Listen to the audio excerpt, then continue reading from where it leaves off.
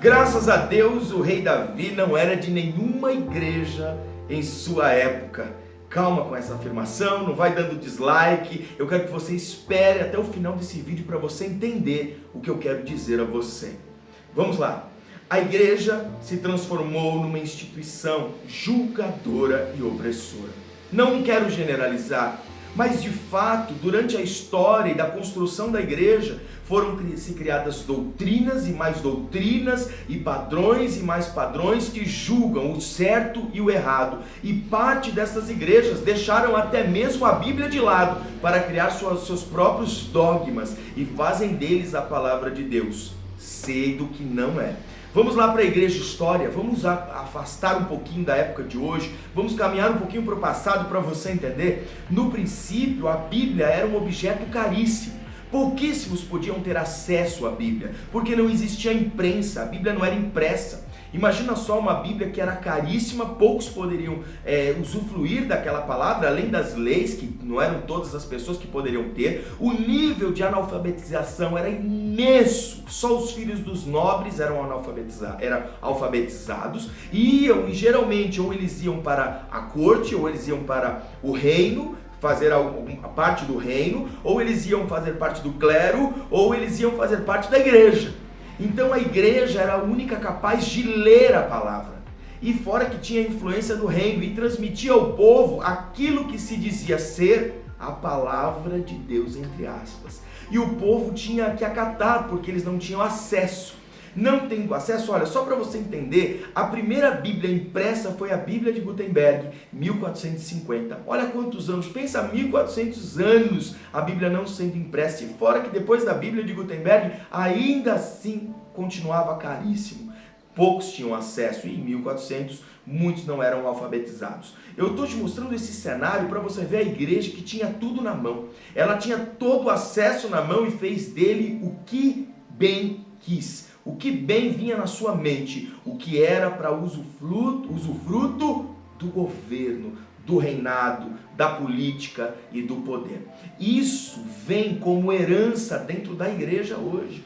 Os padrões de culto, as formas de lidar, o que é certo e o que é errado. Eu estou dizendo que nós carregamos herança dessa época e nós temos que lutar para que toda a religiosidade se dissipe. E o que isso tem a ver com a vida de Davi? É agora que nós vamos entrar na vida de Davi.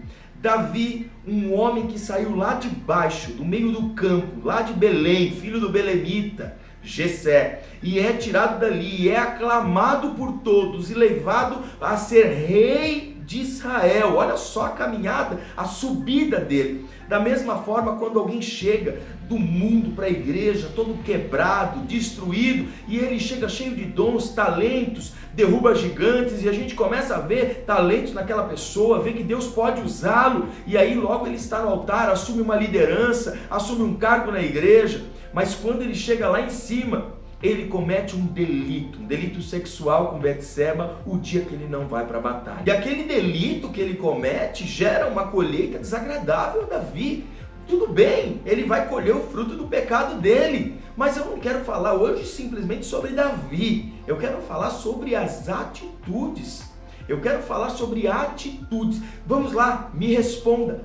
Qual seria a atitude da igreja hoje com Davi tendo um problema como este?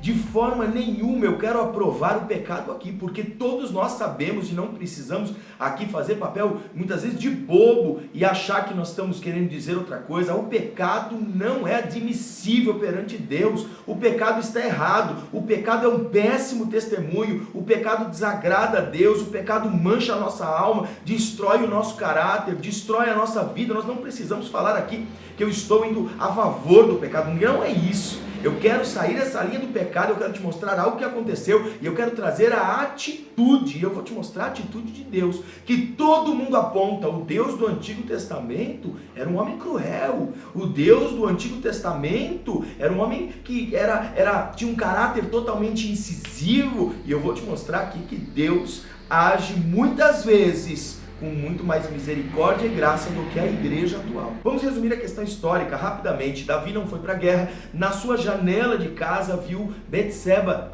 no seu momento de banho, pediu para um funcionário ir lá buscá-la para trazer aos seus aposentos, se deitou com ela e ela engravidou.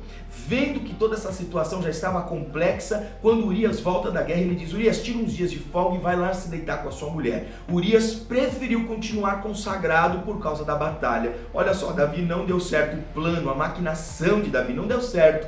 Então ele pede para colocar Urias na frente de combate para que ele pudesse morrer em guerra. E assim aconteceu, Urias morreu. Quem era Urias? Um estrangeiro. Qual é o valor da vida de um estrangeiro para o povo hebreu? Nada, não vale nada. Então, se você olhar aqui a trama de Davi, Davi coloca Urias na frente de batalha para morrer. E quando ele assume Betseba como esposa, isso é honroso perante Israel. Olha só, Davi assumiu até a mulher do estrangeiro e vai cuidar dela. Olha só que coisa, você está vendo como ficou bonito perante os olhos? Muitas pessoas podem olhar e nem ver, porque houve uma maquiação do pecado, né? Ou escondeu muito bem o pecado, mas Deus estava vendo tudo. Isso é tema para uma outra pregação ou para um outro vídeo.